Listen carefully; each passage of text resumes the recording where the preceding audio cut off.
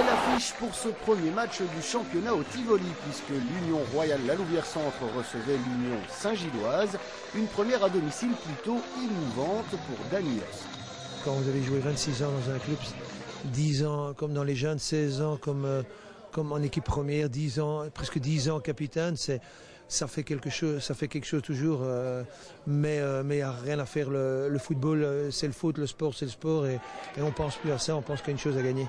Et il n'aura fallu attendre que 5 petites minutes pour que les Loups fassent la différence dans cette rencontre. Le travail de Ndongala sur la droite est remarquable.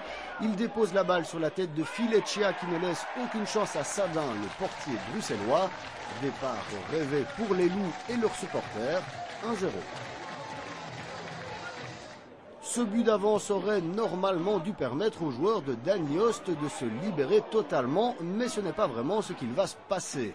À plusieurs reprises, l'Union Saint-Gilloise met le nez à la fenêtre et se montre même assez menaçante, essentiellement sur coup de pied arrêté, sans que Tom Van Den Bosch ne doive intervenir pour autant.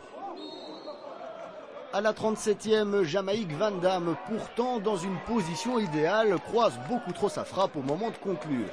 La Louvière rentre donc au vestiaire avec l'avantage au marquoir. Les Loups se sont montrés parfois imprécis et maladroits dans le jeu, mais rien à dire par contre concernant l'envie et la motivation.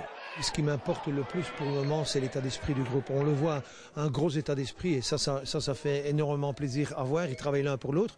Et l'image de cet état d'esprit, c'est beaucoup. Hein. J'ai un capitaine exemplaire qui est vraiment mon second sur le terrain.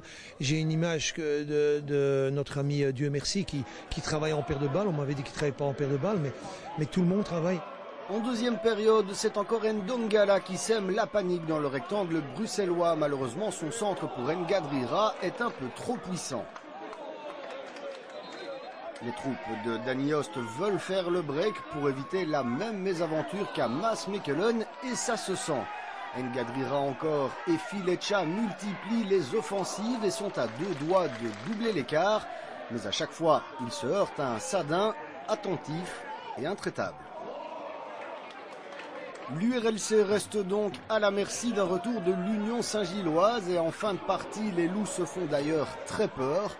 À 5 minutes du terme, la reprise de Dessart va même heurter la base du montant gauche de Van Den Bosch.